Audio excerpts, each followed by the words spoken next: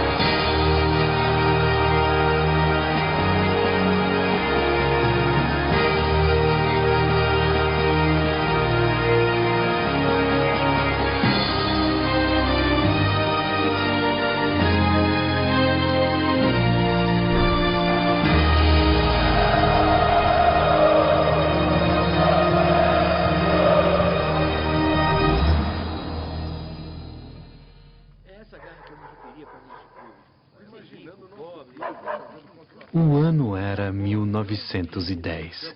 O bairro O Bom Retiro, em São Paulo. O dia, 1º de setembro. Uma quinta-feira de trabalho. Por isso, Joaquim Ambrósio e Antônio Pereira, pintores de parede, Rafael Perrone, sapateiro, Anselmo Correia, cocheiro, e Carlos Silva, trabalhador braçal, só puderam se reunir depois do batente, já à noite, sob a luz de um dos muitos lampiões a gás que iluminavam as ruas da cidade naquela época.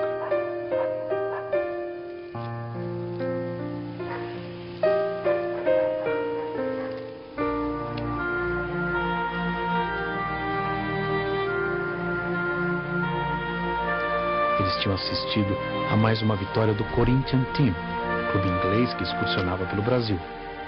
Foi em sua homenagem que resolveram fundar o Sport Clube Corinthians Paulista. Um time que nascia pobre, com todas as dificuldades, mas já nascia grande, porque nascia nos braços do povo.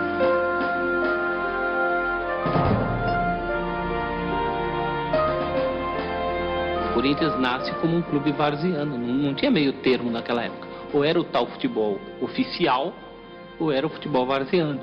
O Corinthians não tinha bala para pertencer ao futebol oficial, até pela sua origem.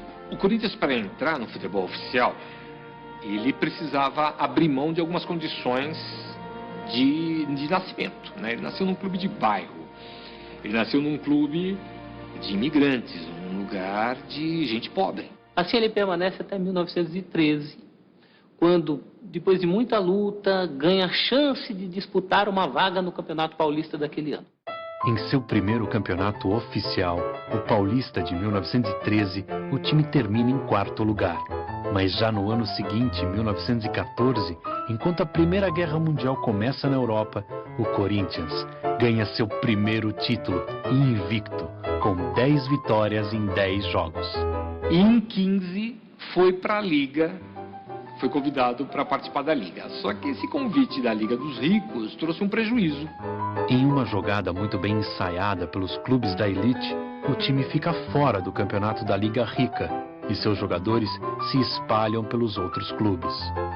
Se esses jogadores não voltam para o Corinthians em 16, junto com toda essa crise financeira, com toda essa complicação que se criou, o clube corria um risco de desaparecer.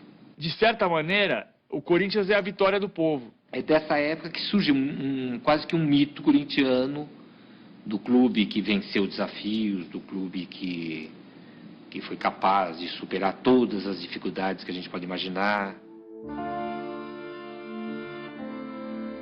O Corinthians já tinha ídolos em geral advindos de outros clubes de várzea, principalmente de um clube muito raçudo da várzea do Bom Retiro, chamado Botafogo, clube vermelho e branco.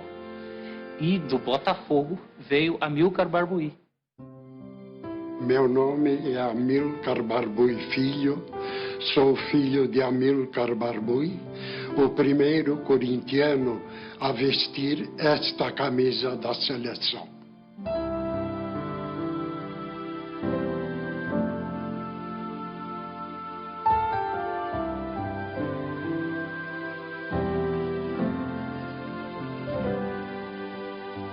Ele era elegante, calmo, desarmador por natureza, jogava sempre com um lenço branco na mão. Eu não lembro se foi em virtude de alguma pancada que ele recebeu no nariz ou unicamente para enxugar o rosto, mas aquilo era um dos destaques dele. O Corinthians, para o meu pai, era o Corinthians. Era o time do coração dele. Ele jogava por amor, tanto que dizem que quando ele se transferiu para o Palestra Itália, ele jogava com a camisa do Corinthians por baixo. Amilcar é uma figura fundamental para o progresso esportivo do Corinthians. É ele que traz, ele não nasceu no clube, ele veio para o clube, ele é fundamental para estabilizar o clube, para dar todo, ele é fundamental para ganhar a entrada na Liga em 13. Bom, ele era um ídolo. É.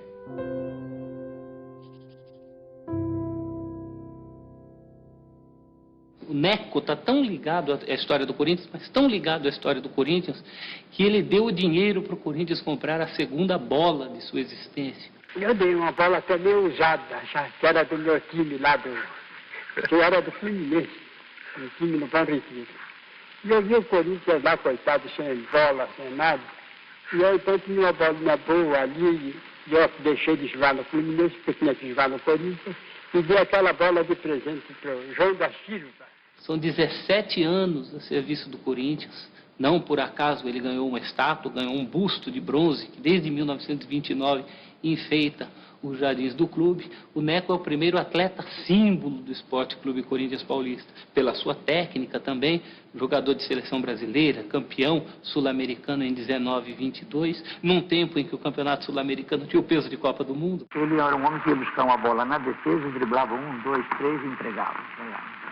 E era do tamanho miudinho, mas com uma coragem extraordinária. Rola até hoje a lenda de que o Neco corria atrás do juiz com a cinta na mão. Tudo isso porque num jogo contra o Palestra Itália, ele levantou, foi ajeitar o calção, foi ajeitar a cinta e gesticulou contra o juiz com a cinta na mão. Então, quem estava na arquibancada naquele dia alimentou a lenda de que o Neco teria tirado a cinta para o juiz. Uma história que ele nunca desmentiu. Bom, Neco é o recordista de amor à camisa por tempo seguido, consecutivo. Entre 1913 e 1930 são 17 anos. Mas aquele que mais vezes vestiu essa camisa aqui, até porque no período em que ele jogava havia mais jogos, foi Vladimir. O Corinthians é preto e branco, onde passa deixa encanto, porque rema contra a maré. O Corinthians é altaneiro, meu São Jorge Guerreiro. Vladimir fez nada menos do que 805 partidas, algo que ninguém até hoje fez e dificilmente fará, nesses tempos de mudança de clube tão frequente, né? Vladimir também é o recordista de partidas seguidas, ele jogou mais de 2 anos entre 81 e 83, sem se machucar, sem ser expulso. Então eu cheguei várias vezes, joguei com o tornozelo inchado, com botinha de esparadrapo, joguei com costela quebrada, joguei com 39 graus de febre, Enfim, eu queria estar em campo. Eu detestava ficar fora de campo. Eu era realmente franzino, não chegava a ser raquítico, né? Mas era franzino, só que eu era valente, né? Era muito guerreiro. Eu costumo dizer que fui forjado na luta, entendeu?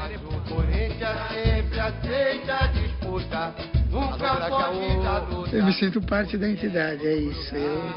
Quando falo em Corinthians, eu me sinto como uma parte integrante do seu complexo, da sua indumentária.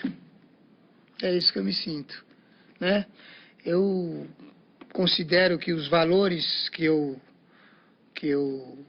tenho de vida, eu aprendi no Corinthians, né?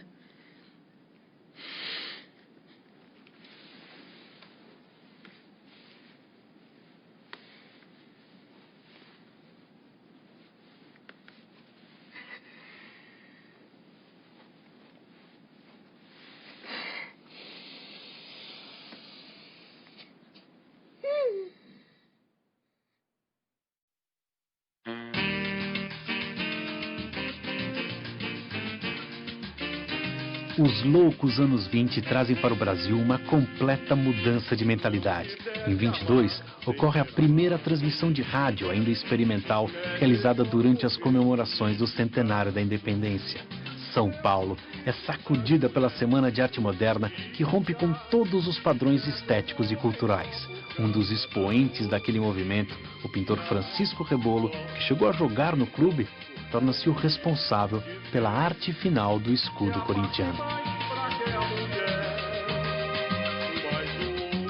Corinthians, que recém-egresso da Liga, 3 anos antes, era um clube que ainda procurava se firmar, era um clube que ainda precisava mostrar, jogando contra os grandes, a mesma eficiência que havia mostrado lá atrás, nos títulos de 14 e 16, contra os clubes chamados de segunda linha da Liga Paulista de Futebol. Campeão paulista em um ano especial, o do primeiro centenário da independência do Brasil em 1922. Bi em 23, tri em 24, quando São Paulo é bombardeada durante a Revolução Tenentista e o campeonato tem que ser interrompido. Na volta, o Corinthians ganha com grande facilidade. O Corinthians reina absoluto no futebol de São Paulo. Ponte Grande ficou pequena para o Corinthians. A diretoria, na figura do presidente Ernesto Cassano, foi visionária em 1926 para a compra de um terreno no Parque São Jorge. Tufi, Grané e Deodeb formavam o que se chamava antigamente de trio final. Se enxergava um time do ataque para a defesa. Então lá no final, ou seja, no fim, estavam o goleiro e a parelha de backs. O goleiro era Tufi. A parelha de backs, Grané e Deodébio. Esse era o trio final, não só do Corinthians, mas da seleção paulista.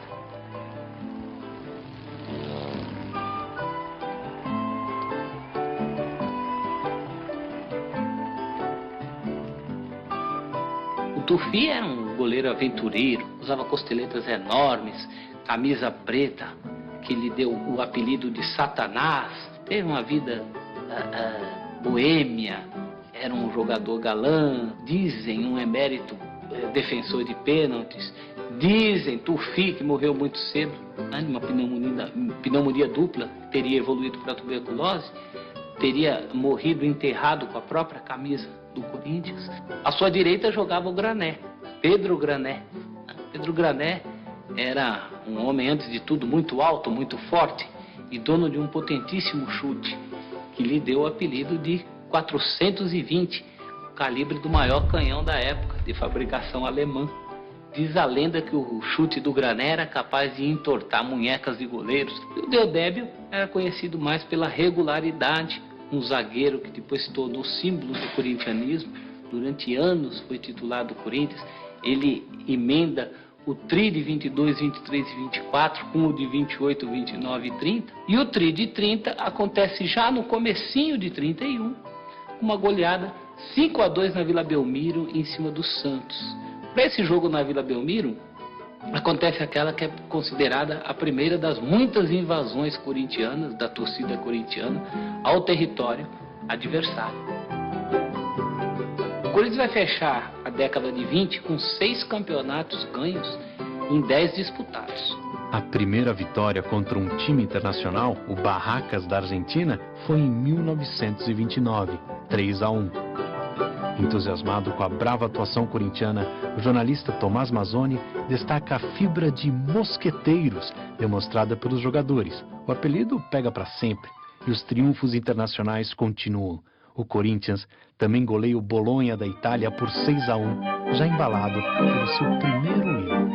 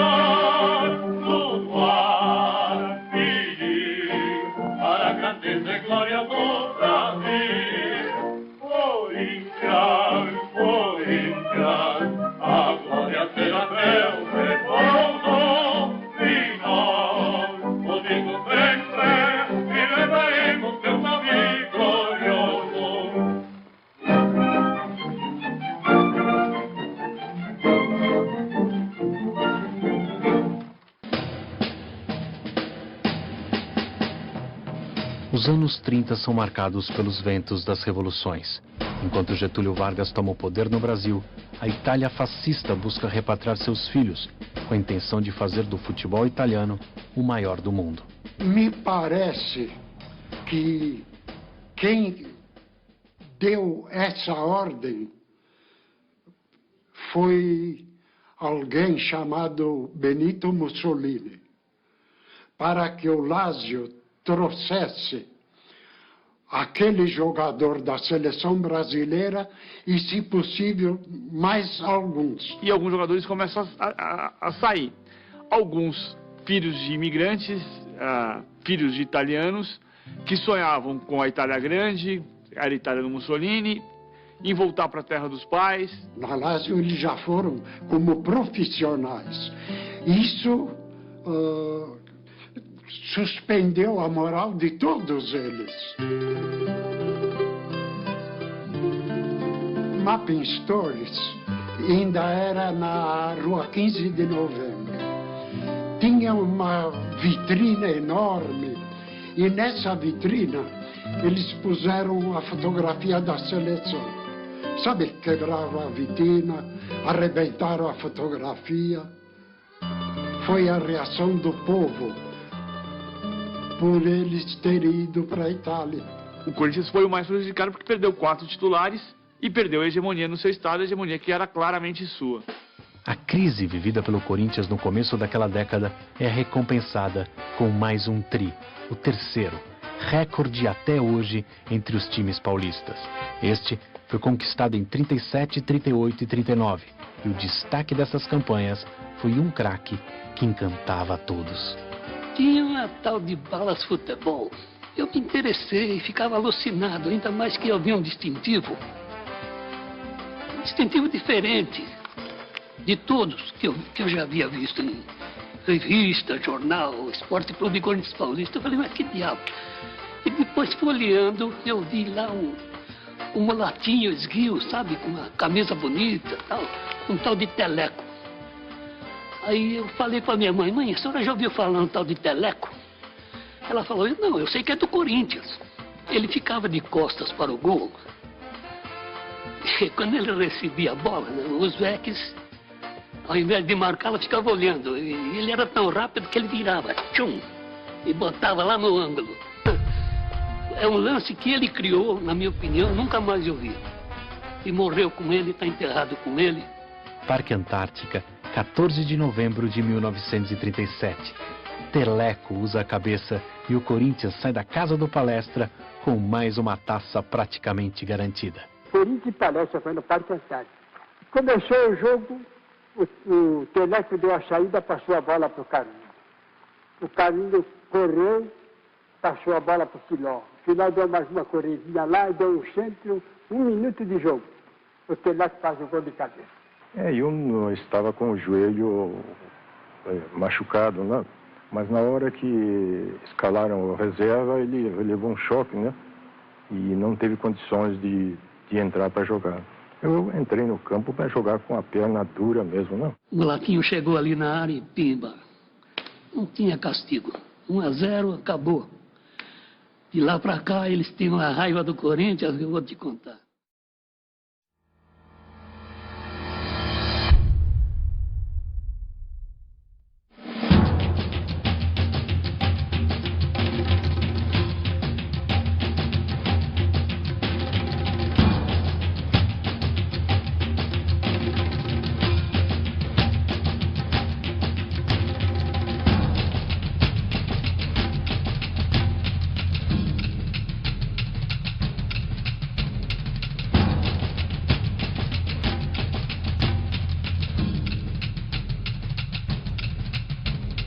Essa rivalidade que eu acho que já vem lá de 1910, 1912, né? Quando foi fundado os times, quando houve aquela... se desligaram, isso já existe. E o bom que o futebol é isso. O futebol te traz essa incerteza. Você não sabe se vai ganhar, se vai perder, se é favorito, se não é. Então eu acho que a rivalidade é importante para o futebol. Bom, diz uma lenda que o Palmeiras é uma dissidência do Corinthians. Palestra Itália, hoje Palmeiras, fundado em 1914, o Esporte Clube Corinthians Paulista de 1910. Não é bem assim.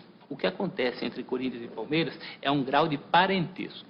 No primeiro jogo do Palestra, em Votorantim, em 1915, nada menos que metade do time é formada por jogadores que também jogavam no Corinthians. Algo muito comum até hoje na várzea. Você joga para um time do bairro, passa um caminhão que vai jogar em outro bairro, você vai lá e empresta seu serviço. Quando a coisa ficou séria, quando Corinthians e Palmeiras começaram a brigar pelo mesmo pedaço de queijo, pelo mesmo campeonato, aí teve que se tomar uma decisão. O Corinthians sempre foi diferente. A gente ia jogar contra o Corinthians, existia mais repórteres durante a semana, os torcedores vinham mais, os torcedores até alguns falavam: olha, nós podemos até perder o campeonato, mas não pode perder do Corinthians. O preparo era diferente, a semana era diferente.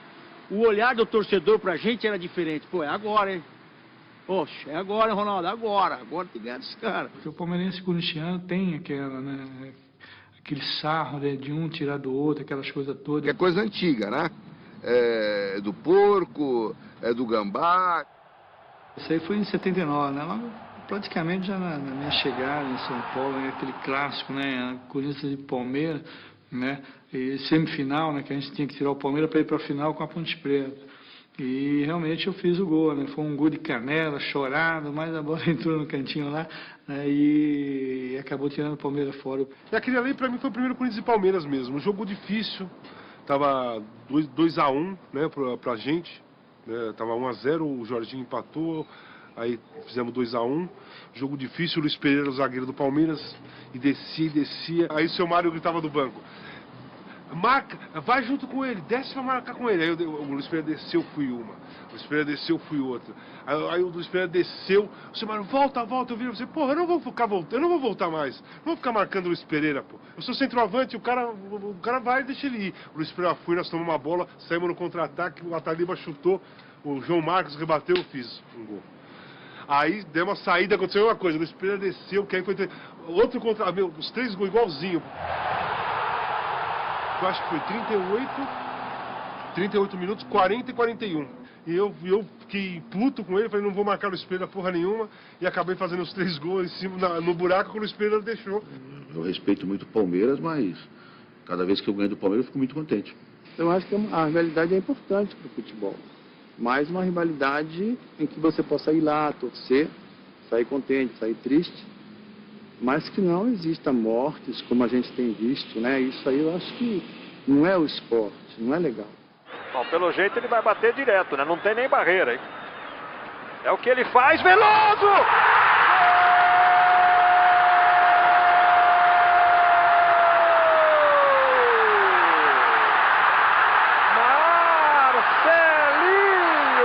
Detonou! Maravilhosa cobrança de Marcelinho! Na marca de 24 do segundo tempo. Quando eu morrer, eu quero no meu caixão. Quero ser cremada, se Deus quiser, quero ser cremada, e a minha cinza vai ser jogada na fazendinha, no Parque São Jorge. E o Neto falou, se ele estiver vivo, ele vai jogar. Senão, vai sobrar pro Lorimar. Vai sobrar ou por você, quem estiver vivo. Eu não sei, né? Mas com a camisa do Corinthians? Com a camisa do Corinthians, ninguém me enterra. Se me enterrar, me bota a camisa do Palmeiras. Pra tacar fogo. Vou ser cremada, queima tudo.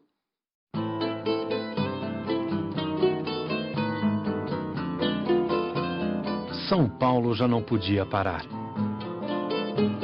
Em 1940 é inaugurado o Autódromo de Interlagos.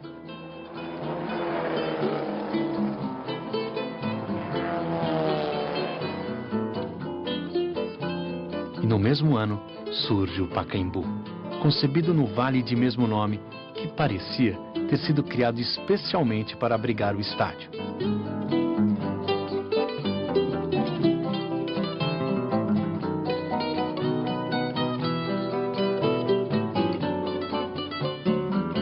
Com um projeto inspirado na estética de Albert Speer, o arquiteto de Hitler, o Pacaembu é inaugurado com um desfile de delegações esportivas no sábado e 2 jogos no domingo. Em um deles, o Corinthians vence o Atlético Mineiro, 4-2. Após a inauguração do Pacaembu, os clássicos se realizam no estádio municipal, mas os jogos de média e pequena importância, o Corinthians continua mandando no Parque São Jorge. A despeito de não realizar partidas com a frequência que deveria, o Parque São Jorge é um símbolo corintiano, um Vaticano, uma Meca, é o lugar onde o corintiano se sente em casa.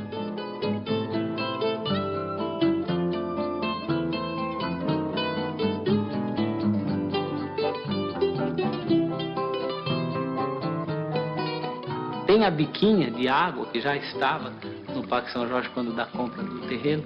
Dizem que quem bebe a água da biquinha vira corintiano para sempre.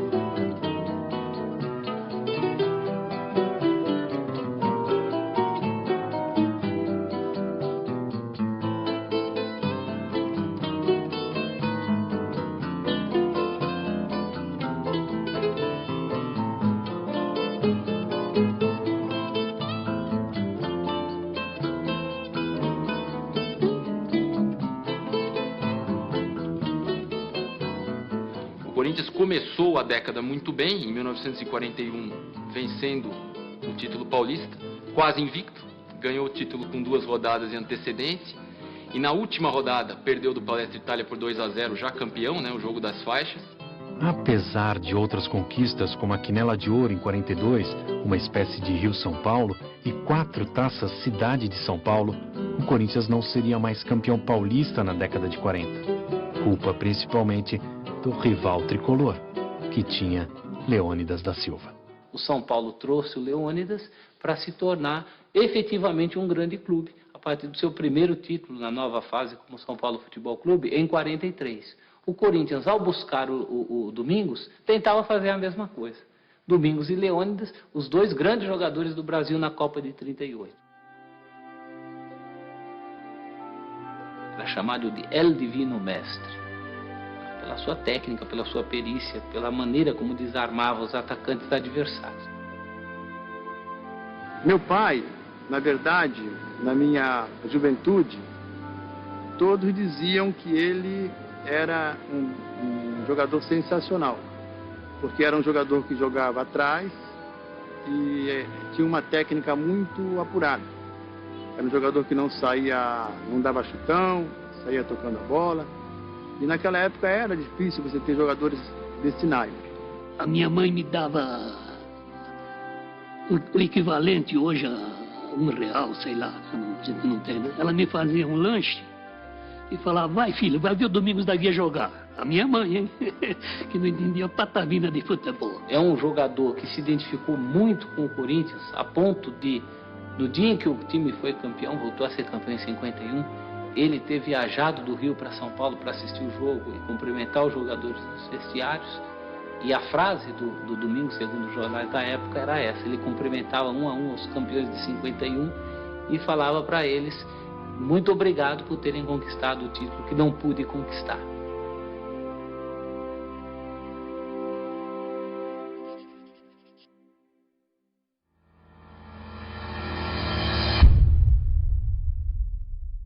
São Paulo é o que tinha um espinho guardado também, engasgado com nós, e nós também tínhamos com eles, né? Nessa época de São Paulo de 77, eu joguei 5 jogos com São Paulo, os 5 jogos eu fiz gol. Eu sei que acho que 2 ou 3 nós ganhamos de 1-0, e o outro foi de 2-1. Mas entrava Valdir Pérez, eu fazia gol. Entrava Toinho, eu fazia gol. Voltava Valdir Pérez, eu fazia gol. Voltava Toinho, eu fazia gol. O São Paulo sempre fazia alguns golzinhos. Né? Jogar com o São Paulo sempre tinha que marcar um, deixar um e tal. Né? Tinha isso aí, o pessoal brinca também. Com o São Paulo você gostava de fazer gol com o São Paulo, né? Quando parecia, a gente fazia, né? Teve um jogo que marcou, assim, esse poder de reação do Corinthians, foi um jogo, eu lembro do goleiro, que era o Rojas, no Pacaembu. Nós estávamos ganhando de 2-0, o Corinthians fez aí nós estávamos praticamente com o jogo dominado, o Corinthians fez um gol, não faltava muito tempo, e aí aquele Pacaembu realmente foi, não sei se tinha cor de torcidas, mas naquele jogo tinha muito mais torcedores do Corinthians, e aí a gente viu que a coisa perdeu de controle, porque virou uma loucura, não tinha mais tática o time dele, então ficava mais imprevisível e era mais a coisa da força. E empataram, e se tivesse mais tempo, acho que a gente perderia aquele jogo. Foi assim, mudou o jogo em 10 minutos, né? Nós jogamos mais de 80 minutos dominando e quase com a certeza de ganhar, de uma hora para outra aquilo reverteu, que acho que é uma característica essa do Corinthians.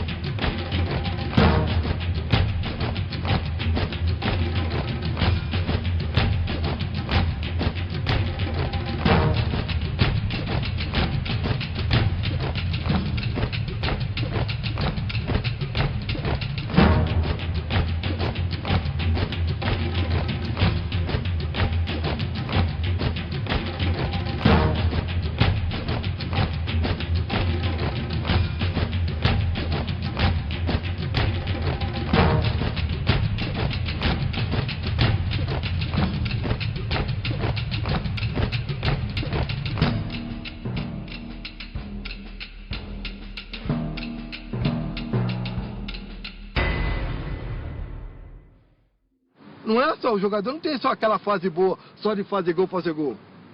Tem uma hora que ele vai passar seus 3, 4 meses sem fazer gol. Que é uma fase difícil, então essa fase você tem de superar.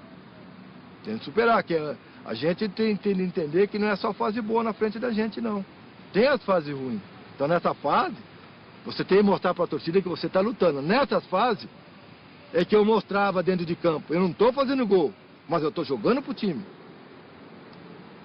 Eu tô aí errando o gol. Como eu jogava na minha época, eu errava. Pô, é uma coisa que não acontece hoje, que a gente vê. Eu, de vez em quando eu brinco com meus amigos, brinco com os torcedores que me encontram, né?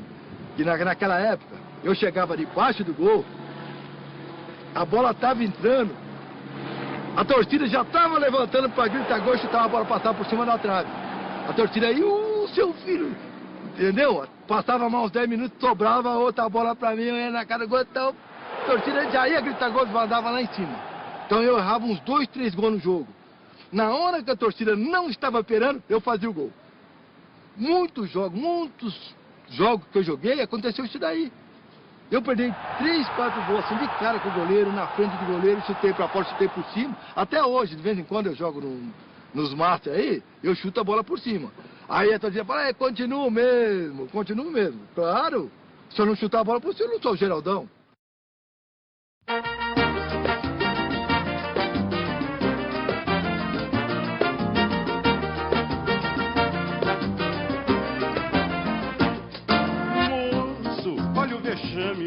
Na virada de 1949 para 50, começa uma reformulação do Parque São Jorge.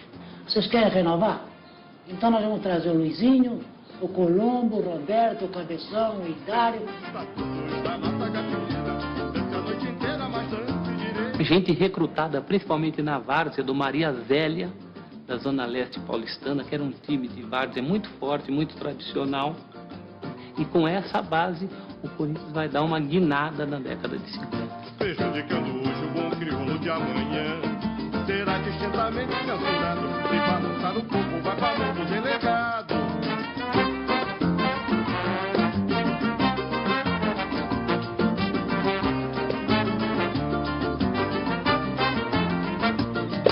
Moço, olha o vexame, o ambiente exige... Ora, esse time de Cláudio, Luizinho, Baltazar, Carbone, o Rafael, Nonô, o Simão, né? Roberto Belangeiro, Gilmar, opa! Eram jogadores todos de nível de seleção brasileira. Era um baita de um time, né? Como poucas vezes o Corinthians teve tanto jogador, né? Capaz de servir a seleção brasileira. Cláudio, Luizinho e Baltazar formam a Santíssima Trindade corintiana. Não é à toa que aqui nos jardins do Parque São Jorge há um busto para cada um.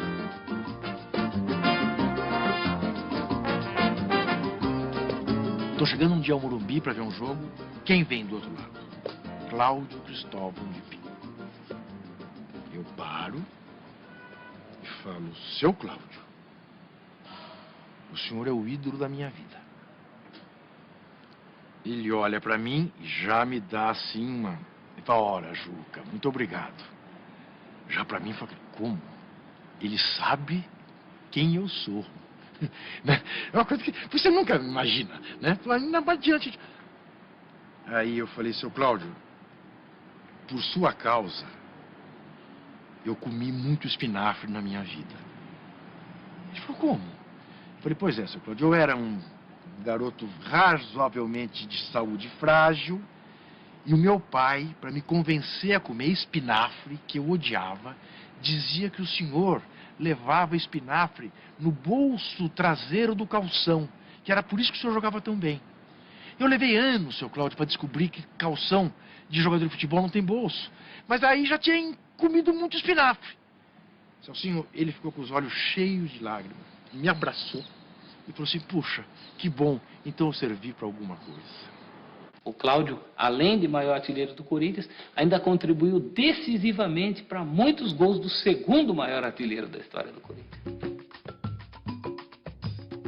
Dizia o Baltazar que com os pés ele nunca foi tão bom, mas com a cabeça nem Pelé foi tão eficiente quanto ele. Era o cabecinha de ouro. A Elza Laranjeira não gravou gol de Baltazar? Você lembra? Gol de Baltazar, salta o cabecinha, 1-0 no placar. Gol de Baltazar, gol de Baltazar, salta o cabecinha, 1-0 no placar.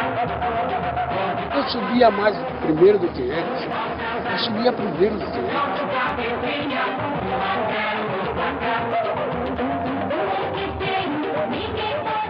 Eu pegava o botão e pá, com o Baltazar. É gol do Baltazar.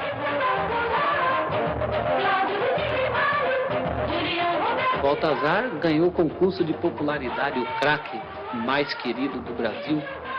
Ele ganhou um automóvel. O automóvel dele pegou fogo, a torcida fez questão de dar outro carro para ele.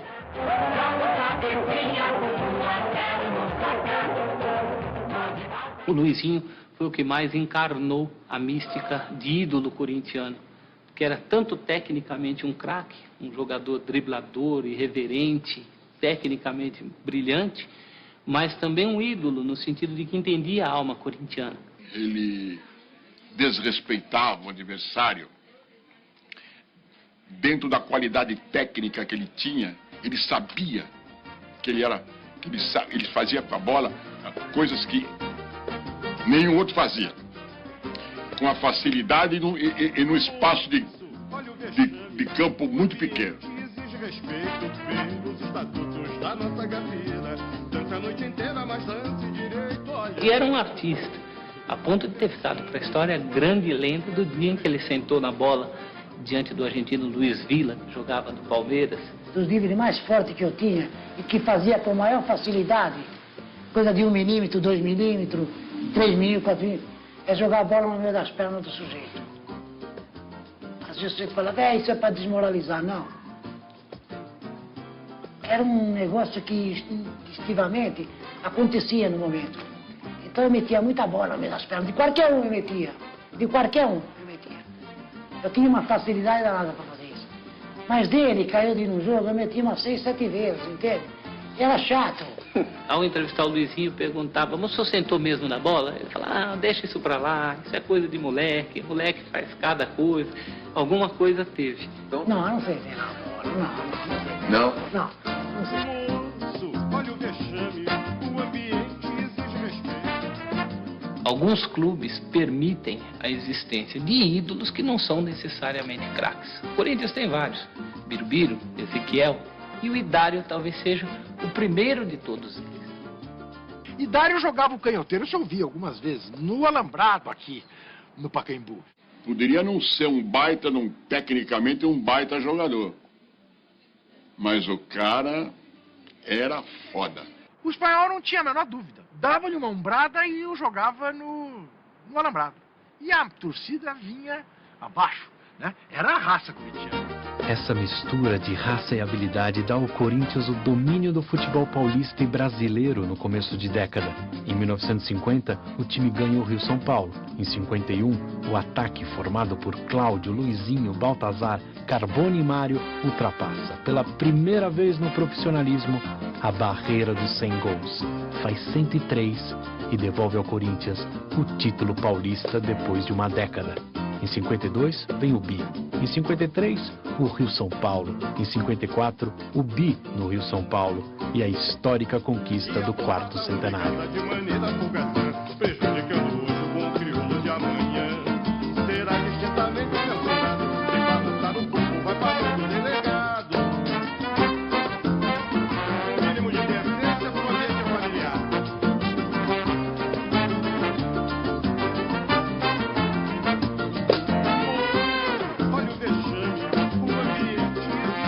No primeiro jogo de sua história fora do Brasil, em 51, o Corinthians goleia um combinado uruguaio por 4-1.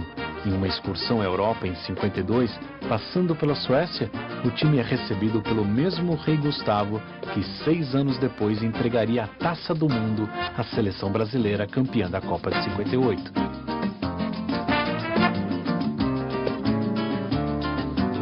No ano seguinte, 53, é campeão da pequena Taça do Mundo na Venezuela, derrotando Roma e Barcelona.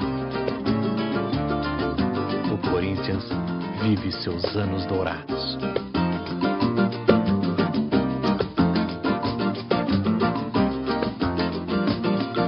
Será distintamente censurado? Se balançar o corpo, vai pra mão do delegado.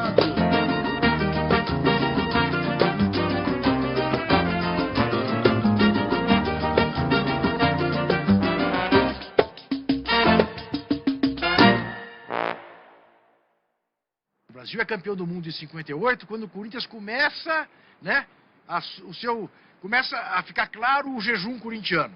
Tinha perdido o título para o São Paulo em 57, na final, E, enfim, e o Brasil ganha a Copa no ano seguinte.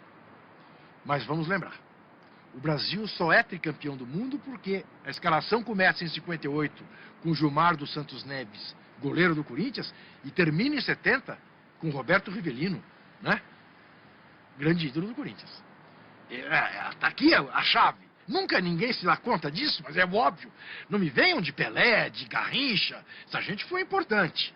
Didi, são bons coadjuvantes. De Gilmar, que segurou lá atrás, e de Rivelino, que fechou a contagem lá na frente. Os piores anos do jejum corintiano de 58 a 74 coincidem com o auge do Santos e de Pelé.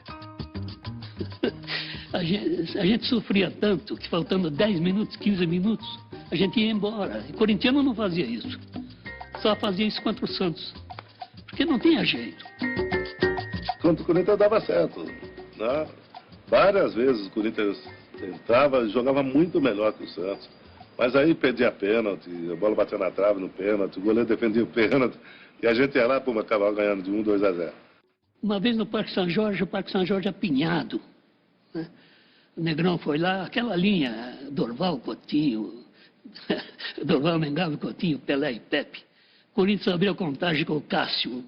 E o que eu me lembro muito era até a reação que o Pelé estava, porque eu fiquei posicionado atrás da onde era o vestiário do clube, do Corinthians. Em cima, fiquei ali em cima.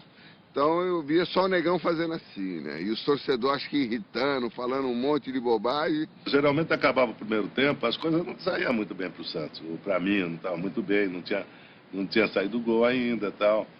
E quando a gente ia saindo, né, entrando no túnel, todo mundo começava a vaiar. Eu falava, tal, bem, tem o segundo tempo ainda, calma, tal.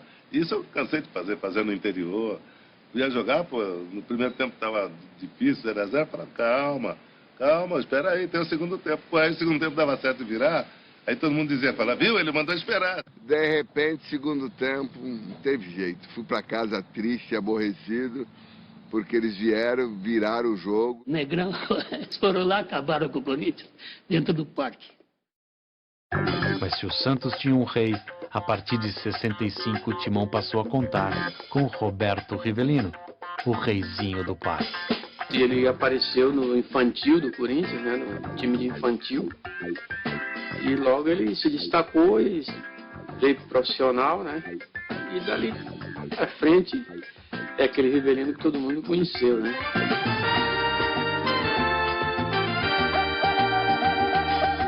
O River era um jogador muito agitado, muito agitado, né? Gostava de agitação, de falar.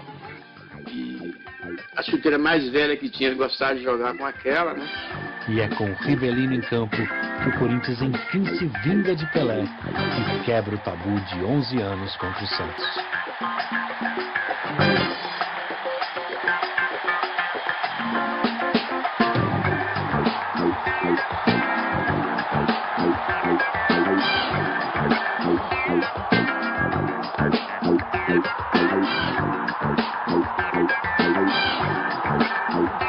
Parecia tudo pronto para o início de novos tempos, mas o destino, mais uma vez, atravessa o caminho alvinegro. Um acidente de carro na Marginal Tietê leva 2 jovens talentos corintianos, o lateral Lidu e o ponta esquerdo Eduardo.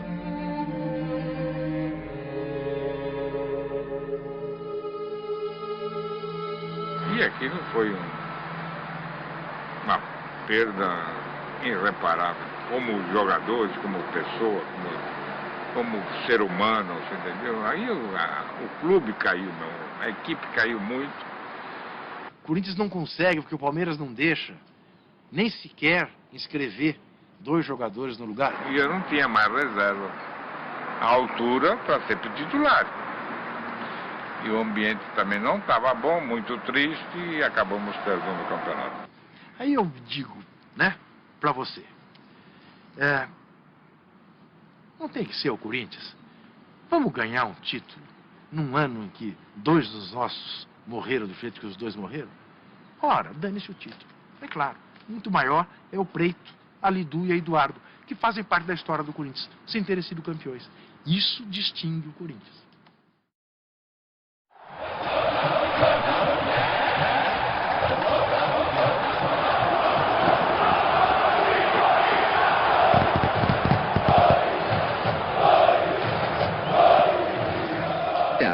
A Gaviões da Fiel nasceu, primeiro, da vontade de um grupo de torcedores que toda vez sentava junto, não tinha torcida organizada. Então foi na garagem da casa do meu avô, lá na Alameda Santos, que em 1969 a gente se reuniu, os 12 fundadores, nos reunimos a primeira vez, para decidir como que a gente ia formar essa torcida organizada e que nome ela teria.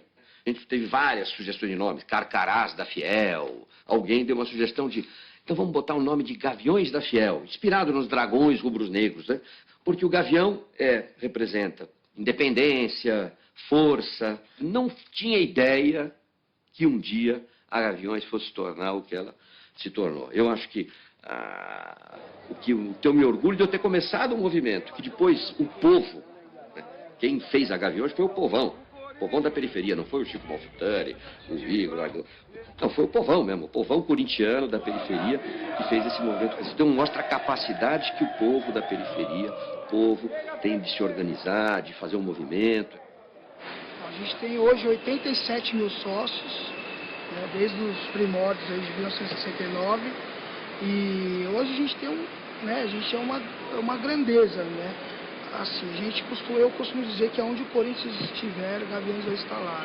O objetivo da Gaviões da Fiel nunca foi a guerra física, era a guerra do ponto de vista das ideias. Tanto que na época, quando começou a campanha da anistia, Gaviões foi na Gaviões que se levou pela primeira vez uma faixa pedindo anistia ampla, geral e restrita num evento público.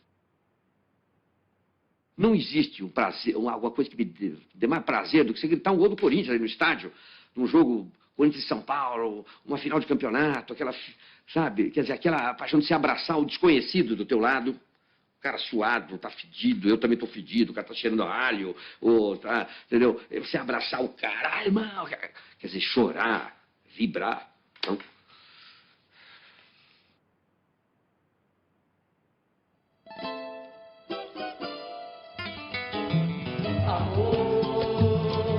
São 25 anos de felicidade.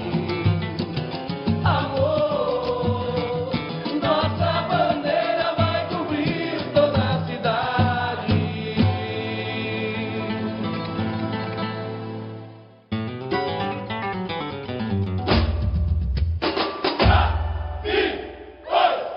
Me deu ouro, me abraça, viaja comigo pro céu. Olha a Fiel chegando. Ô caminhão, levando a taça, com muito orgulho pra Avenida Fiel.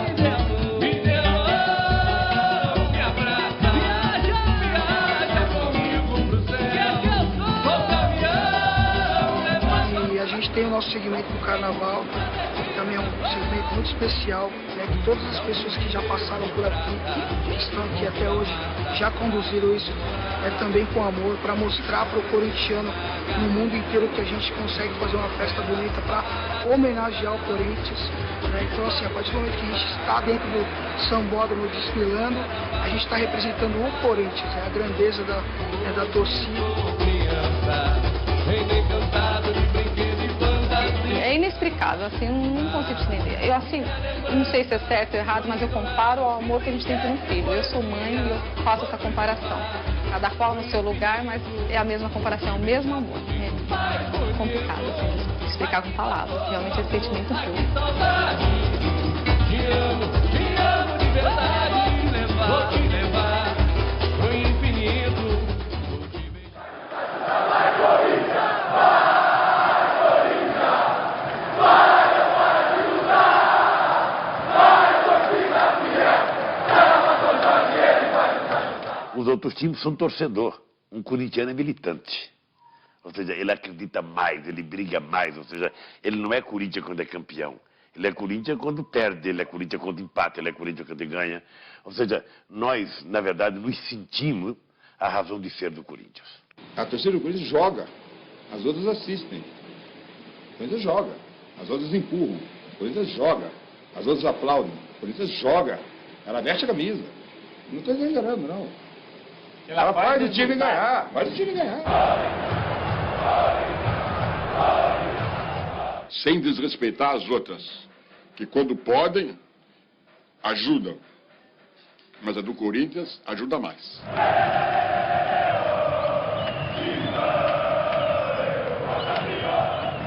Isso passa pro jogador. Querendo ou não, o cara pode ser um nhaca, um sono lascado. O cara pode estar num sono violento. Mas a torcida gritando aquele incentivo, uma voz só dentro do campo. Então essa é a grande diferença. Essa é a grande força que tem o Corinthians.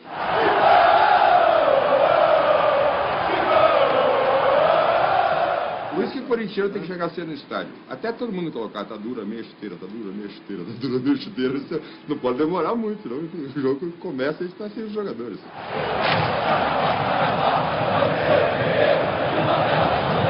O torcedor, ele ganha jogo. Principalmente o torcedor corintiano que não para de cantar 1 minuto durante os 90 minutos. Mesmo com o time no sufoco ou perdendo, o torcedor tá lá cantando, né? Isso sim é torcer, isso é amar um clube, isso é amar os jogadores. Essa é a diferença do Corinthians com os outros clubes. É uma torcida fabulosa, são os malucos mesmo, né?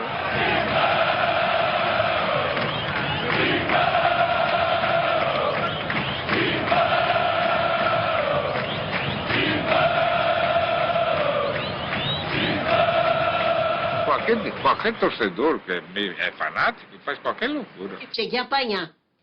Corinthians e Ponte Preta, eu apanhei. Levei, eu não tenho vergonha de falar, mas eu dei também. Dei uma no saco do cara. Eu não podia com a mão, foi com o pé. Mulher com 20 anos para ter nenê e tem que sair no meio do jogo correndo porque começou o trabalho de parto, então tudo... Corintiano é diferente mesmo. Tem gente que passa fome para pegar um dinheirinho para juntar e para ir pro Corinthians, pro jogo. Para onde o Corinthians for. Eu agora mesmo com o presidente, eu vejo pela internet, ou seja, um tempo dentro o Corinthians jogou, eu estava num país, era 3 horas da manhã, sabe, deixei ligado para assistir o jogo. Você não viu eu no estádio, meu filho? Você precisa ver eu no estádio. Eu escandalizo até a mãe que está morta. É mole, não é mole, não. Uma vez, um rapaz ficou 3 dias na porta do hotel para ganhar uma camisa do Corinthians. Quando nosso diretor conseguiu uma camisa para ele, ele chorava. Eu estava na arquibancada. Eles paravam de gritar Corinthians e eu olhava para cima, assim, porque eu ficava sempre no cano, em primeiro lugar. Cambada de viado, filhas da puta! Vamos gritar Corinthians! Eu viajo 400 quilômetros de ônibus, ou com os colegas meus, para vir aqui para fazer essa história. Eu quero participar da história do Corinthians. Eu faço parte do Corinthians.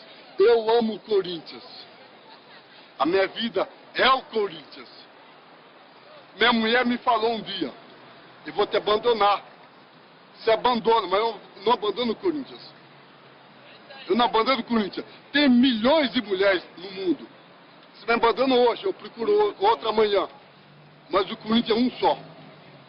Eu amo o Corinthians. E esse amor ao Corinthians teria sua expressão maior em uma tarde de muita chuva, 5 de dezembro de 1976.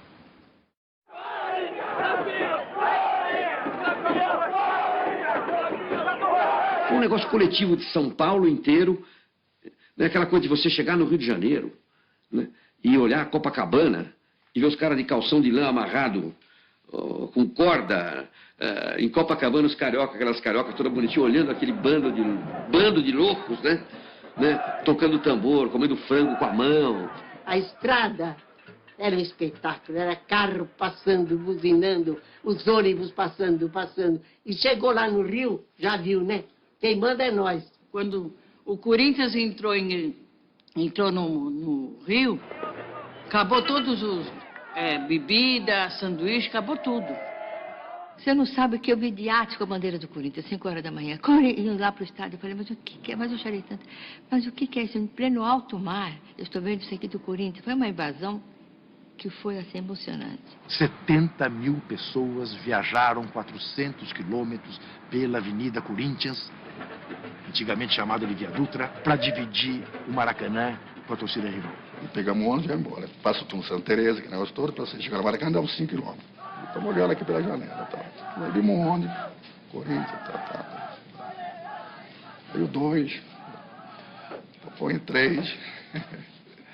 Pô, passou 1 quilômetro, falei, pô, entra um pouquinho, pô, tanto 11, assim, não tô entendendo. E a torcida descendo, aquela bandeira, porque tinha bandeira na época. Cara, mais ou menos, andamos 4 quilômetros de ônibus. Falei, Moisés, tem alguma coisa errada, não é possível, os caras têm tanta gente assim aqui. De repente, o Corinthians tomou conta do Maracanã. Ou seja, eu nunca vi demonstração de mais amor de um time do que essa. Quando a gente chegou no Maracanã, normalmente a gente chegava num canto, mirava onde a gente ia ver a nossa torcida para cumprimentar, porque sempre entrava na frente puxando o pessoal todo. E quando a gente subiu a escadaria, a gente olhou, poxa, para onde a gente vai? O anel todo tomando. Que o placar não é seu. Autorizado o menino. Levantou para a boca da notícia. Subiu o Geraldo de cabeça pro gol.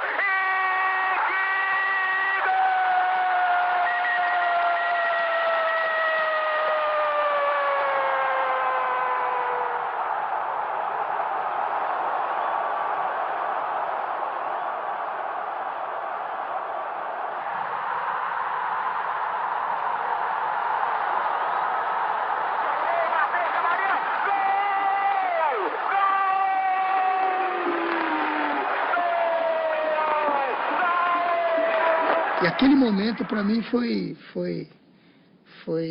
assim, eu diria quase no mesmo nível de ter sido campeão em 77.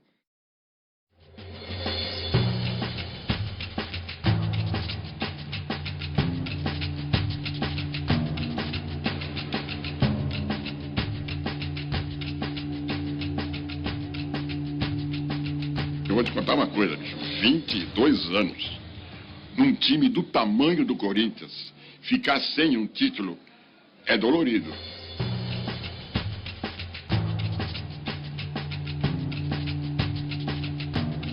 Você vê naquela torcida, o semblante da torcida, né? Porque quando se paravam os Morumbi, você descia tal, o pessoal vinha, pô, pelo amor de Deus, né? Cara chorando, volta. Então você via que era um sofrimento, né? E a gente estava junto naquele sofrimento. A equipe estava mais ou menos centrada para aquele campeonato. A gente se cobrava e a gente sempre achou que dava. Porque o nosso time, apesar de não ser um time técnico, né?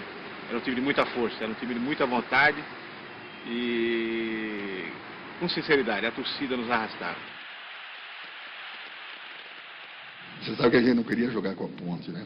Apesar que nós vínhamos naquela uma de ganhar 3 jogos na final. E a Ponte com um super time, a gente queria pegar um Palmeiras, um São Paulo, porque nosso time estava... Né? Não que seria mais fácil, mas seria muito mais diferente, porque a Ponte Preta era ruim para jogar contra a Ponte Preta, um baita de um time.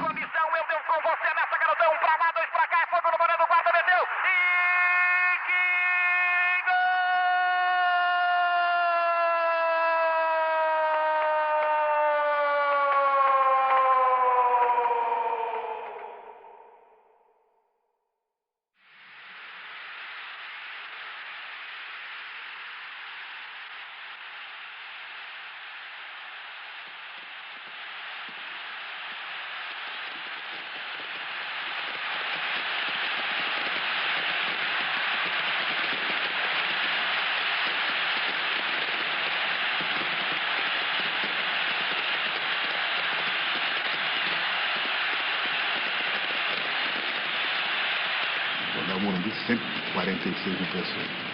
É hoje, isso aqui vai explodir. 0x0, Vaguinho ainda entra e 1x0, falei, acabou. Geraldão para Vaguinho, é fogo no boné do guarda, eu vou com você, Neto, eu tô com a Vaguinho pro gol.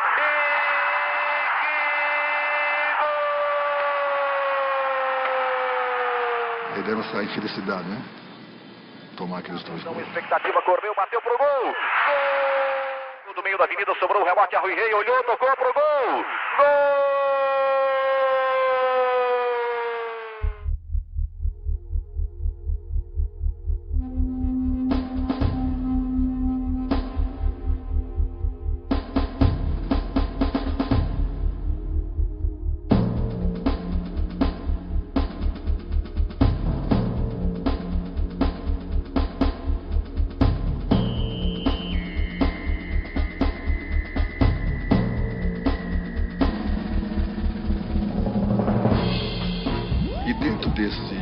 Então se tornou uma família. Realmente houve esse encontro com a equipe, por isso que eu disse para você, acho que essa união entre as pessoas é um trabalho de equipe muito forte, que cada um tem de acreditar no que está sendo feito e acreditar nos seus colegas.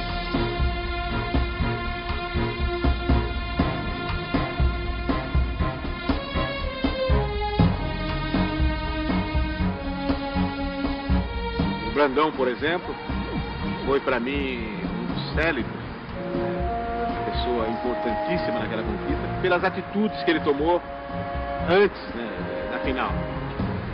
Treinamento. Foram 22 anos, 8 meses e 7 dias de espera. Mas finalmente, aos 36 minutos e 48 segundos do segundo tempo, o corintiano solta o grito preso na garganta. Com pedaço, Zé Maria, confusão na boca do gol, tentou, Basílio de cabeça, tentou, vai tirar.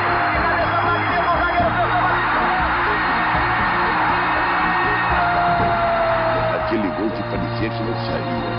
Aquele chute, aquela bola na trave, aquela cabeçada do Vladimir, depois daquele chute do Basílio entrou. O gol do Basílio veio na hora certa, veio no final, porque se veio um pouco antes podia dar mais complicação, né? E veio na hora certa e deu alegria a todos os corintianos. O torcedor corintiano ele tem que ter o coração vir na boca. Mas se não fosse assim, também não era o Corinthians. Concorda comigo? Não era o Corinthians, não era essa torcida. Essa torcida que, pra mim, é um orgulho que eu tenho.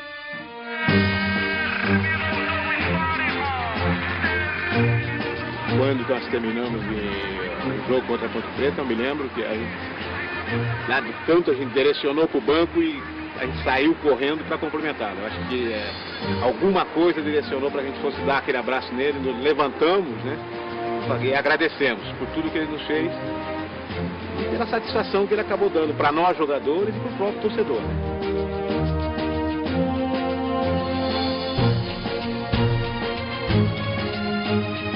Força dessa torcida, que para ele tinha uma coisa muito forte, e isso ajudou ele bastante. A torcida também ajudou meu pai muito nesse desafio. No final do jogo, é uma coisa que você, meu Deus, o que é isso? Foi uma coisa, todo mundo ficou louco. Para sair do estádio, ele falou, como é que eu vou sair daqui? Eu falei, minha irmã tinha um lenço, eu falei, sempre põe um lenço você. E fecha bem o paletó e a gente sai numa boa, né? E ele da mulherzinha estava com...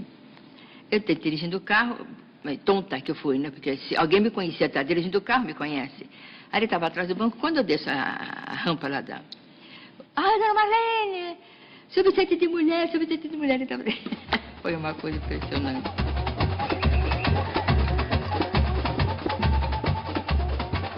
A vibração que foi também centralizada aqui em São Paulo, né? Do torcedor, a aproximação do torcedor foi muito maior. Então ali a gente sentiu a força do torcedor corintiano, o coração do torcedor corintiano. Nem jogo de seleção brasileira me emocionou tanto como aquela conquista.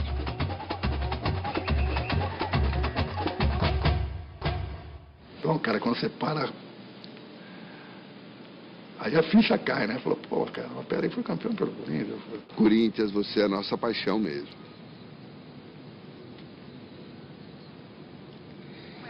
Eu boto o pé nessa cabecinha, garotão Zé Maria. Está autorizado, vai chover lá dentro da boca da botija, barreira por 2 homens. Correndo pro pedaço, Zé Maria, confusão na boca do gol. Tentou, Basílio de cabeça, tentou, vai tirar. De cabeça, Vladimir, o zagueiro, tentou, Basílio.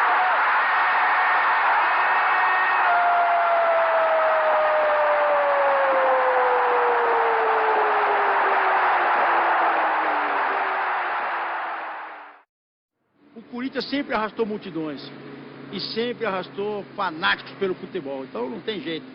Aquele que não se contagiasse durante o jogo com essa torcida, brincadeira, não servia para jogar mesmo. No timão, pelo menos no timão não servia. Então o Corinthians, o que eu falo que o Corinthians não é para qualquer um, é porque é isso. O torcedor do Corinthians gosta do Corinthians. Ele vai se apaixonar por você depois que você parar. Enquanto você está jogando no Corinthians, ele gosta do Corinthians. Pouco está se lixando se você é o Pelé, o Birubiru, o Casagrande ou o Sócrates. Joga, corre e luta. É o Corinthians que interessa. Então essa é a grande diferença. Essa é a grande força que tem o Corinthians. Por isso que o Corinthians consegue dessas arrancadas e mudar o jogo, virar o jogo, fazer a equipe crescer. E o jogador só tem que se entregar todo. Toma, tô aqui pro jogo. Eu tenho uma admiração pelo Zé Maria inacreditável, porque eu venho da geração do Super Zé. Eu sou o torcedor do Super Zé. Aquela imagem da final de 79, camisa branca do Corinthians contra a Ponte Preta, tudo cheio de sangue, do Zé Maria, foi em 79, não foi? Meu, aquilo é sensacional. Lá é típico, além de ser o cara absolutamente comprometido com a causa, né?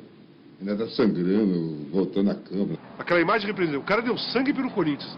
Meu, ganhou a torcida que é isso. A torcida do Corinthians quer que você deu sangue por ela. Pode ser literalmente, como foi o Zé Maria, tá? Mas pode ser brigando, cara. Acho que ali eu senti o torcedor lácteo, né? O ídolo é diferente do craque. O craque é o jogador de fino trato com a bola. O ídolo é mais que isso. O ídolo tem coração. Ainda mais num time como o Corinthians. Você pode discutir se o Idário, se o Zé Maria, se o Vladimir foram craques. Mas ninguém discute que eles foram ídolos. O ídolo é mais que o craque.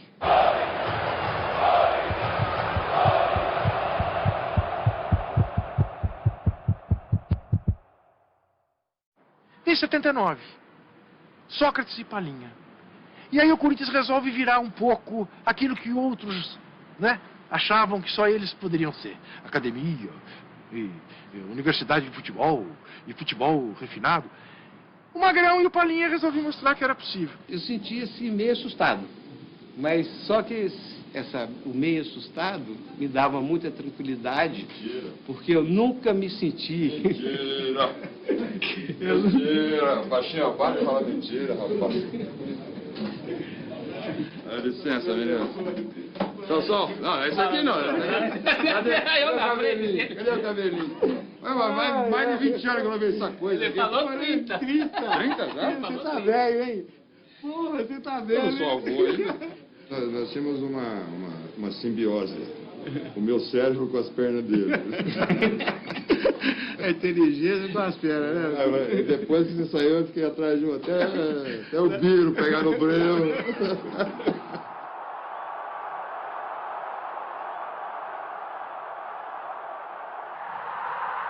Eu fui o protagonista dos passos mais bonitos que eu dei na vida e não fez o gol. Aquele do calcanhar? Vai cavar pênalti. É mania de cavar pênalti. Que depois ele que ensinou os caras de hoje, todo mundo quer cavar pênalti hoje, o dia todo. É isso que eu falo, o Pelé fazia isso, era um gênio. Palinha fazia, era catinho. Sócrates, Palinha, penetrando Palinha, pode marcar, olha o Palinha, pode marcar o Sócrates, atenção, gol!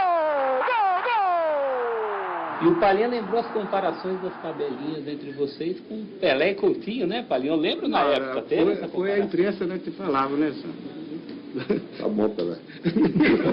Tá bom, Coutinho.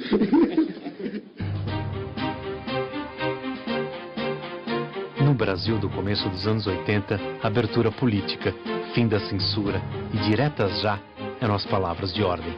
No Corinthians, democracia. A democracia corintiana. Era um momento muito importante, porque os jogadores ajudavam a decidir as coisas, os jogadores davam palpite, davam opinião, ou seja, não era alguém mandando, era um coletivo decidindo as coisas. E foi um momento em que o Corinthians ganhou muita coisa. Então eu acho que a democracia corintiana foi um exemplo. Obviamente que os cartolas, sabe, falavam mal, que alguns cronistas esportivos que não gostavam da democracia falavam mal. A grande maioria da imprensa era contra a democracia corintiana, mas era a esmagadora maioria era contra. Isso é farsa, isso é bagunça, isso é justificativa para jogador faltar, para jogador não concentrar, para jogador beber. E ali nós juntamos um monte de gente que, se não tinha articulação política, se não tinha discurso político, tinha sensibilidade política.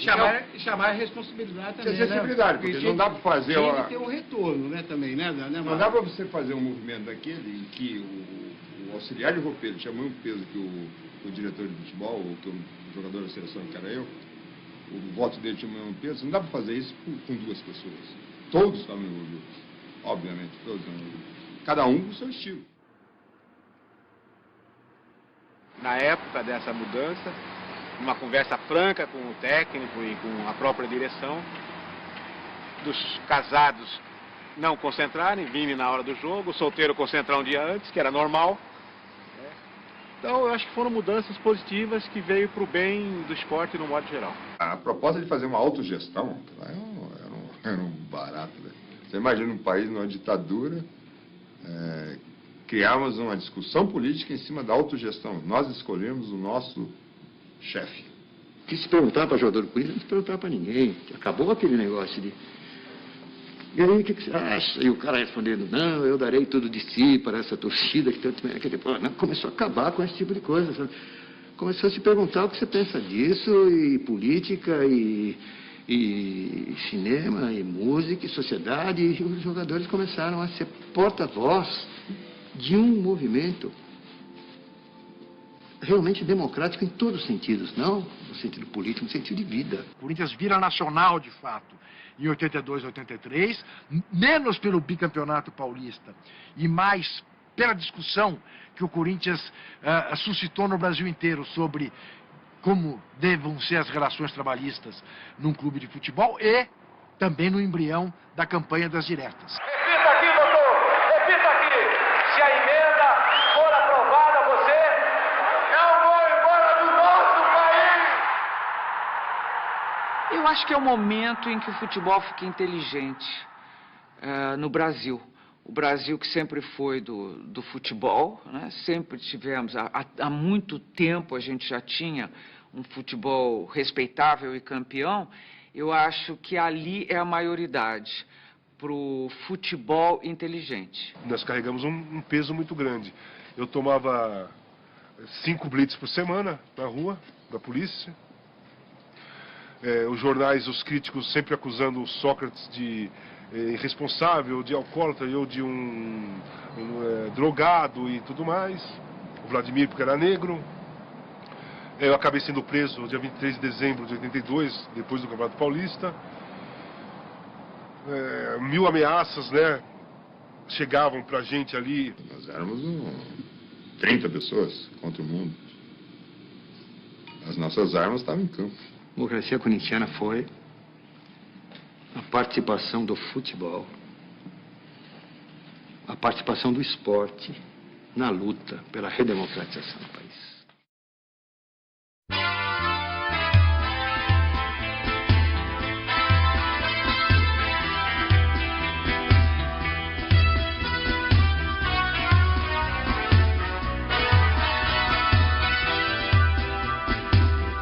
Salve o Corinthians, o campeão dos campeões, eternamente dentro dos nossos corações. Salve o Corinthians, de tradições e glórias mil. Tu és orgulho dos esportistas do Brasil. Teu passado é uma bandeira, teu presente uma lição.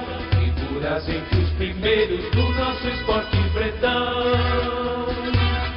Corinthians grande, sempre altaneiro. És do Brasil, o clube mais brasileiro. Salve o Corinthians, o campeão dos campeões,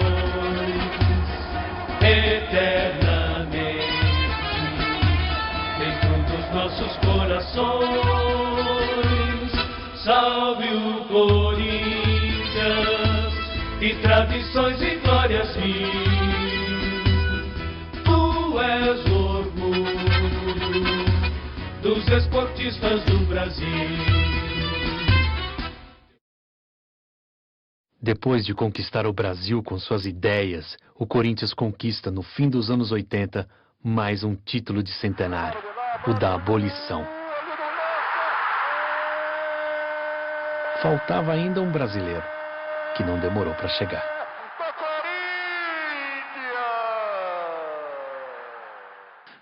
Quando começou aí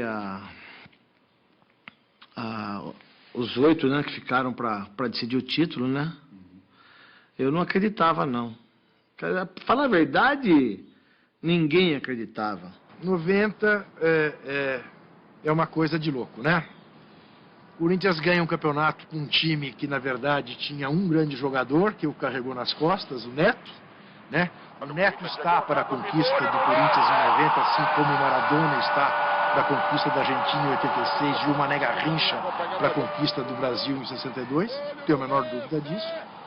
E o Corinthians contra um São Paulo de Tele Santana, muito mais forte na final, depois de ter passado pelo Atlético Mineiro, que também era melhor, pelo Bahia, que também era melhor.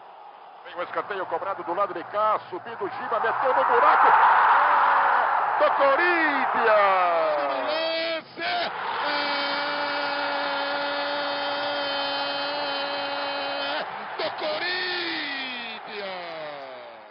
E aí, aos poucos, cara, a gente foi tomando uma força, foi conseguindo um espírito assim tão forte.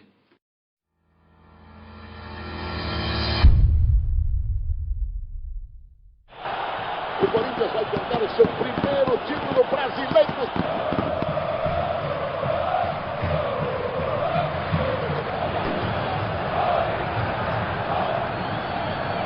Neto. Tupã. Fabinho está lá como comandante. Agora já está mais pela ponta. Vamos ver o Fabinho. Bom lance do Fabinho. Bom lance do Fabinho. Tupanzinho. Fabinho fechou. Grande. Entre as pernas. Fabinho. Olha o gol. Olha o gol.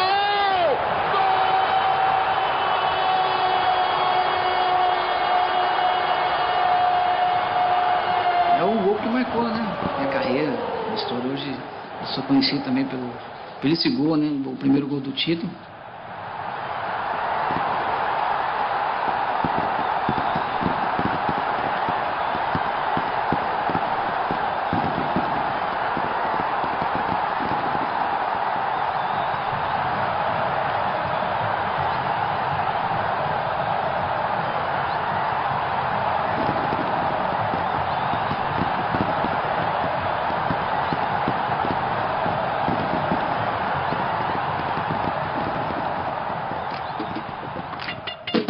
Em janeiro de 94, a sirene da Fazendinha anuncia uma nova esperança.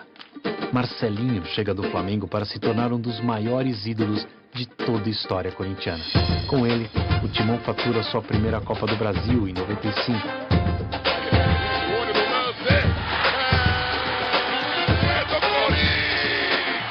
E é campeão paulista.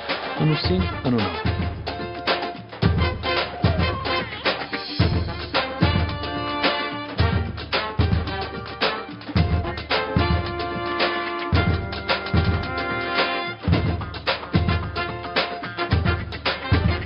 Marcelinho é um dos grandes responsáveis pelo domínio corintiano no final da década. Olha, em 99, em 98, em 2000, quase ficou monótono ser corintiano.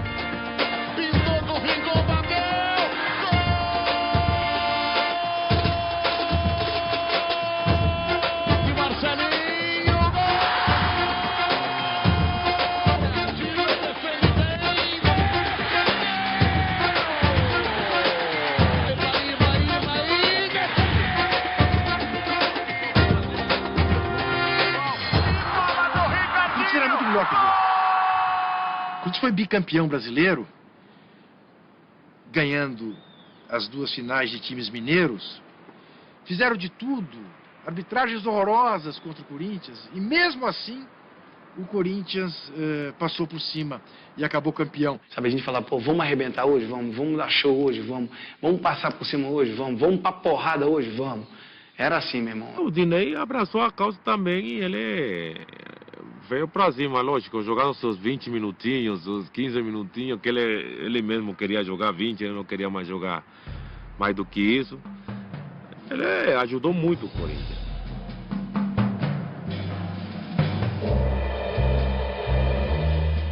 Chegou o Marcelinho, cortou por dentro, Edilson na cara do gol, vai bater, olha o gol, Dinei! Gol! O pessoal tá recuando, ele agradeceu, olha o gol! Aí eu brincava com o Rico, falei, Rico, bola desse time sou eu. Você joga 90 minutos, vocês não resolvem nada. Bola só aqui, em 20 minutos resolve mais que você. Esse vagabundo de fogo. Dividiu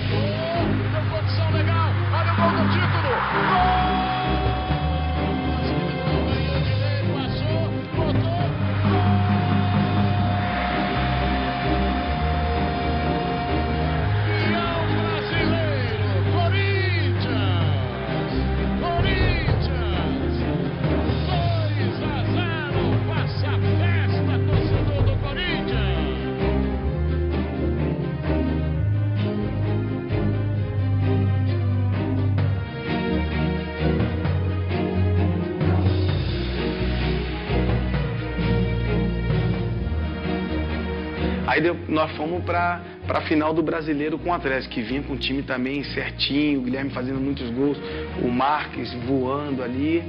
E daqui a pouco, não sei quantos segundos, o Atlético faz um gol. Daqui a pouco faz o segundo, 2-0 ali.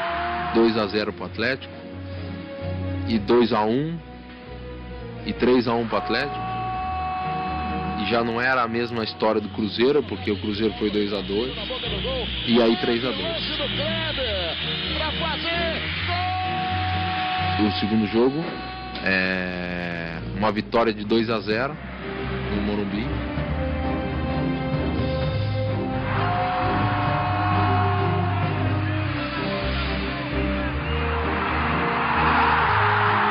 Aí o terceiro, 0-0.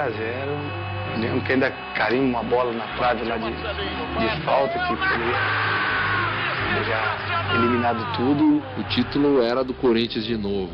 E mais uma vez, por merecimento, muita alegria, conquistamos o segundo título não, né? Mas o terceiro título brasileiro, um bicampeonato.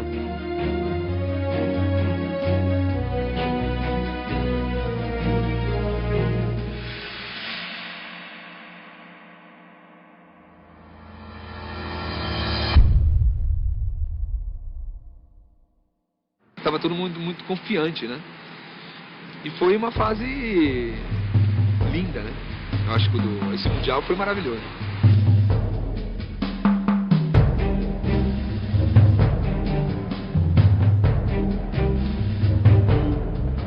Para nós foi ótimo, porque tava Real Madrid, tava Manchester, tava todos os maiores clubes do mundo, podemos dizer, tava participando, né? Era uma responsabilidade muito grande, né? Tá ali jogando com o Real Madrid e aquela pressão, né, do Corinthians querer ser campeão mundial, a torcida cobrar, a imprensa tá atrás também. A responsabilidade, óbvio, já estava grande. Bom lance individual, bateu pro gol, Marcelinho, grande lance, bateu pro gol, passa direito, cuidado! Tinha 25 mil corintianos no Maracanã, porque era o que tinha de ingresso para o corintiano comprar. Se tivesse mais ingresso, teria mais gente. Deu pingou na trave, gol!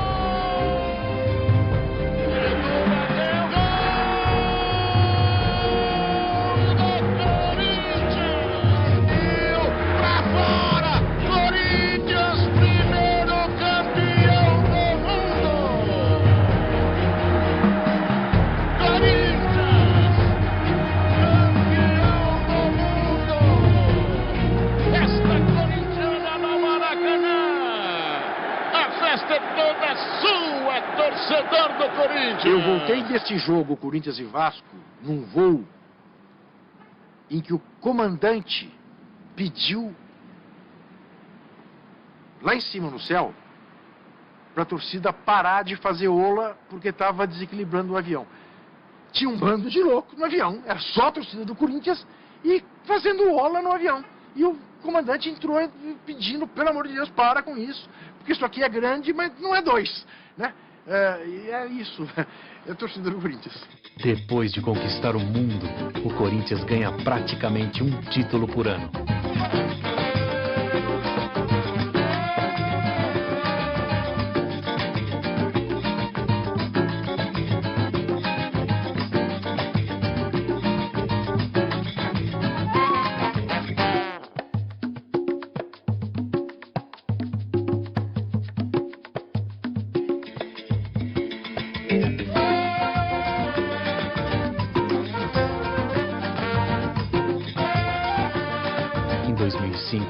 o Timão conquista seu 4º campeonato brasileiro.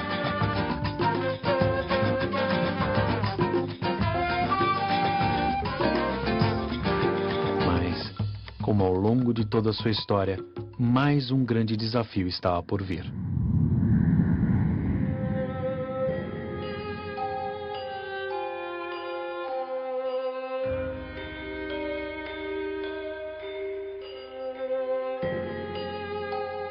Eu, particularmente, ainda tinha esperança. Até a última partida eu fui com esperança que a gente iria escapar, que nem ia acontecer aquilo comigo de novo.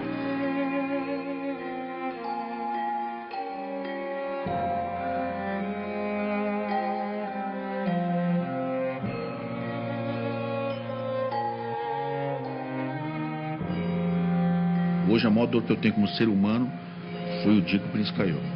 Foi muito difícil e deixa pra lá, vai. Foi o modo mais difícil de aprender, mas felizmente aprendemos, né?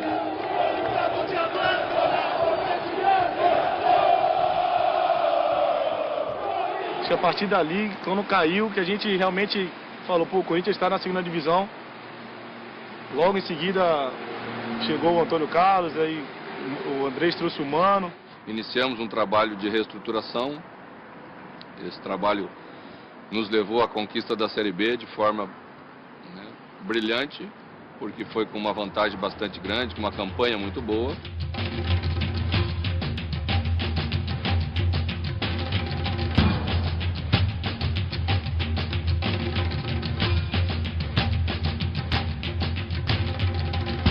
O Coringão voltou.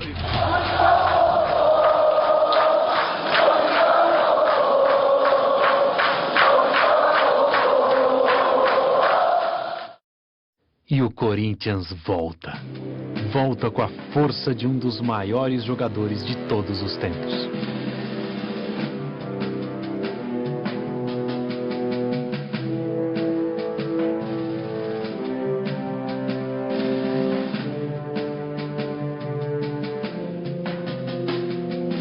Até o clima conspirou para aquele clássico terminar da maneira como terminou.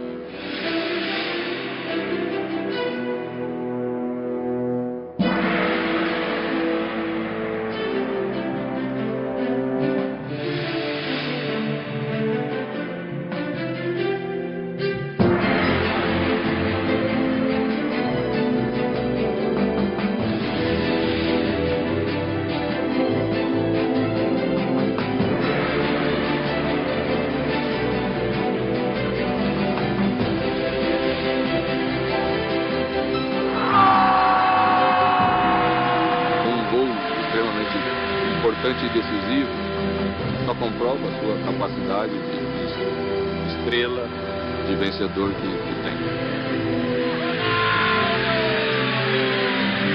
Eu dizia, tá certo o gol do homem! Tá certo o gol do homem! A marca Corinthians muito forte, a marca Ronaldo muito forte. 2 guerreiros, 2 raçudos, vamos dizer assim. Juntos, deu no que deu. Brasil balança!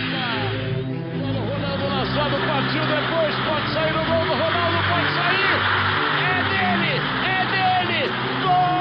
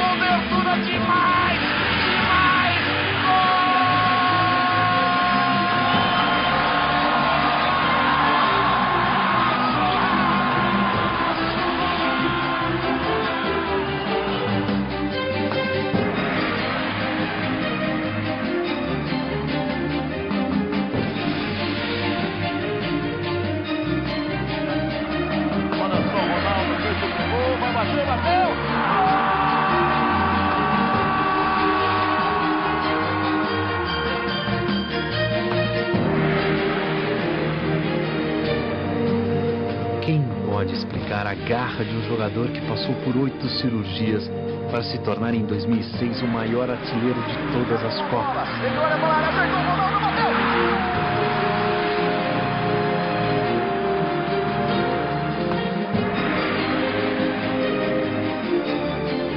pode explicar esse time, que nasceu das mãos de 5 operários para se tornar um verdadeiro fenômeno social, que é eterno, capaz de renascer a cada dia, a cada jogo, mesmo nos piores momentos.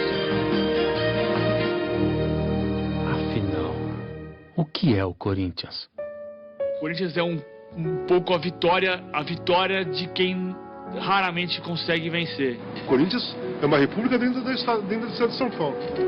Ali tem um povo, é outra linguagem, é outro idioma, tem outro governo, entendeu? São outros comportamentos, outra religião. Não é preto e branco, velho. É outra coisa. O Corinthians é um grande amor da minha vida. Eu não saberia viver sem o Corinthians. Acho que é um povo inteiro, né, que vibra intensamente pela sua glória. Te amo, Corinthians, te amo. É uma paixão inexplicável. Não tem explicação. Só quem é mesmo para saber o que é ser corintiano. Como eu amo o Corinthians, meu Deus. É um amor de amante, é um amor de marido, é um amor de filho, é um amor de tudo. É um amor do tamanho do mundo. Gostoso falar do Corinthians. E o amor pelo Corinthians é eterno, né? Não tem como acabar. Eu realmente sou uma pessoa feliz por ser corintiano. Graças a Deus, desde que nasci. Posso dizer que a minha vida vai perpetuar com o escudo do Corinthians dentro de mim. Tarde de domingo já sei que vou lá pro Pacaembu, o meu Corinthians vou ver. Aquele time que empolga a massa, vencendo cada jogo com vontade e muita raça. Só tem guerreiro nesse meio de campo e nunca tá de bobeira aquele que tá no banco. É tradição de todo o povo paulista, o campeão dos campeões é a favela na fita. Corintiano é o meu coração, sou Gaviões da Fiel, amante do Coringão. Eu faço parte dessa grande nação, sou maloqueiro, sofredor, sou torcedor do Timão. Eternamente eu te amarei, onde tu estiver contigo estarei. Perdendo ou ganhando vou cantar, vim lá do Parque São Jorge, ali é meu lugar. Eu sou Corinthians. Corintiano, sofredor, guerreiro, o mais brasileiro. Eu sou Corinthians, em preto e branco, o meu cenário, sou centenário. Eu sou Corinthians. Corintiano, sofredor, guerreiro, o mais brasileiro. Eu sou Corinthians, em preto e branco, o meu cenário, sou centenário. Aí, em preto e branco, o seu manto sagrado, quem veste sua camisa é abençoado. De longe ouço a torcida cantar, o todo poderoso nos iluminar. O 12º jogador, se o Corinthians joga pode crer que eu vou. São tantas glórias, tantos anos de vida, 1910 no Bom Retiro surgia o alvinegro do meu coração. Doutor, eu não me engano, eu torço é pro Timão. Seja da elite ou seja do povão, aqui bancada numerada é só união. Tipo a estrela de Ronaldo, agarra de Zé Maria, sonho de um garoto que vem da periferia. O gol de Viola, o chute de Basílio, a classe do doutor e a fé de Marcelinho, a explosão de Neto, a habilidade de Zenon. O novo Rivelino é formado no terrão, como Vladimir, muita determinação. O carisma de Matheus, assim se forma um campeão. Eu sou Corinthians. Sou Corinthians, em preto e branco, o meu cenário, sou centenário.